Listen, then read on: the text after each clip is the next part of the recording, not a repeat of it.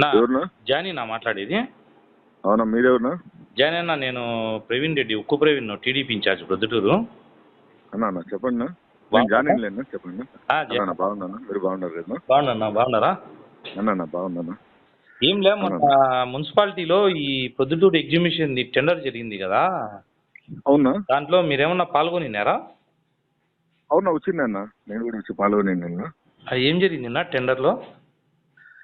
ఈ tender deposit 20 లక్షలు కట్టాలండి అన్న. ఓకే.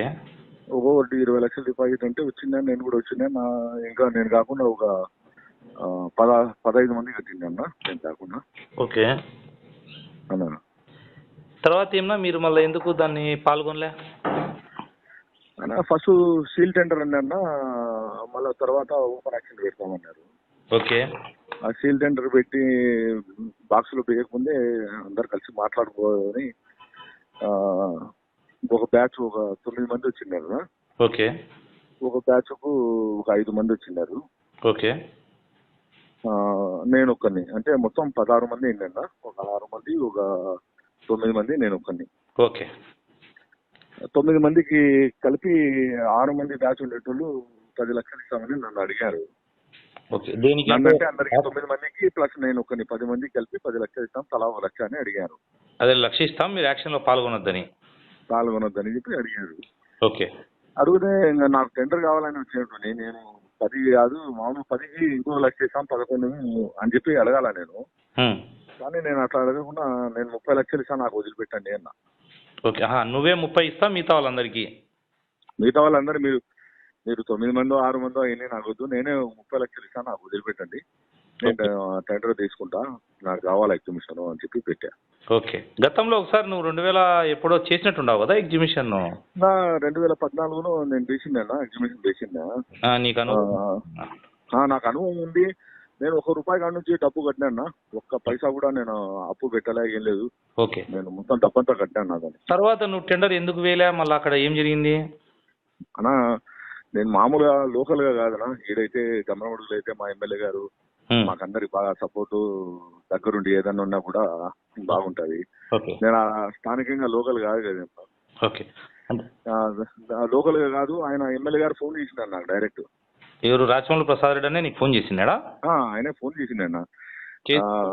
దాని టెండర్ వచ్చామంటా కదా, నువ్వు దయచేసి నా మీద గవర్నమెంట్ పాడకుంటే ఆయన చెప్పి ఎమ్మెల్యే గారు చెప్పిన తర్వాత నేను ఏడపడతాను, నేను వదిలిపెట్టాను. వదిలిపెట్టి వాళ్ళకి షెడ్యూల్ అయిన ఇచ్చేసా. ఓకే. నీకేమన్నా నాకైతే డబ్బు గురించి ఏం చెప్పలేదు. లోపల ఈ అమెండ్మెంట్, ఈ జాయింట్ బిల్లు, డ్రాగన్ ఇవన్నీ ఉంటాయి కదా, అవి అడిగా నేను. ఓకే. అడిగితే సరే మాట్లాడదాంలే, నువ్వు అవి ఇంటికాడిగా మాట్లాడదామన్నారు. ఓకే. నువ్వు డ్రాప్ గా మళ్ళీ మాట్లాడదాంలే అన్నారా ఎమ్మెల్యే గారు? మళ్ళీ మాట్లాడదాంలే అన్నాను. ఓకే. మళ్ళా నువ్వు ఎమ్మెల్యే దగ్గరికి కలిసినావా? పోయినా నేను ఇంటికాడికి పోయినా.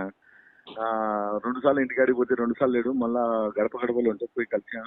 ఆయన మరుసటి రోజు రాజా నేను మళ్ళా ఇంటికాడికి పోయినా, కలిసి ఏం అని వేరే వాళ్ళు 1 కోటి రూపాయలు ఇస్తామంటారు, నువ్వు ఎంత ఇస్తావు చెప్పు అని. అంటే ఎట్లెట్లా నాకు ఏమి అంటే, లేదు నా పేరు మీద ఫ్రీ పెట్టాలా, ఎంట్రన్స్ నా పేరు మీద ఫ్రీ పెట్టు, నువ్వు ఎంత ఇస్తావు చెప్పు అని. నేను ఎంత ఇవ్వాలన్నా, ఏంది నాకు అర్థం కాలే, నువ్వు ఎంత చెప్తావో చెప్తున్నా, దాన్ని బట్టి నేను ఏమన్నా మాట్లాడతా అంటే ఆయన ఉండి, లేదు వేరే వాళ్ళు ఆయన ఎవరో ఉన్నారంట క్రికెట్ బుక్ కి, ఆయన ఏదో 1 కోటి రూపాయలు, ఆయన పేరు తెలియదు నాకు, 1 కోటి రూపాయలు ఇస్తానన్నాడు, నువ్వు ఎంత ఇస్తావు చెప్పు అని. నేనైతే చెప్పలేను, అట్లా మీరే చెప్పండి నా అన్న. ఓకే. సరే మళ్ళా నువ్వు రాపో అన్నాడు, నాకు ఫోన్ చేయి నేను మాట్లాడకపోతానన్నాడు. 10 సార్లు ఫోన్ చేసిందా, ఆయన ఎత్తలే. ఆయన నాకు ఇవ్వడం ఇష్టం లేదని చెప్పి అనుకుంటా, వేరే వాళ్ళకు ఆయన క్రికెట్ బుక్ 1 కోటి 10 లక్షలకి ఇచ్చాడు, ఈయన వాళ్ళ మనుషులంట, వాళ్ళు ఆయనకి ఇచ్చాడు అని చెప్పి అందరు అన్నారు. ఇప్పుడు అమ్యూజ్మెంట్ నేను 1 కోటి రూపాయలు తీసుకొని ఎమ్మెల్యే గారు ఇది ఫ్రీ టికెట్, ఎమ్మెల్యే ఇచ్చినట్టు ఫ్రీ టికెట్ పెట్టి 1 కోటి రూపాయలు అమ్యూజ్మెంట్ కట్టమన్నాడు. ఇప్పుడు మళ్ళీ బైక్ పార్కింగ్, కార్ పార్కింగ్, వేరే ఐటమ్స్ ఉన్నాయి కదా, అవన్నీ వాళ్ళ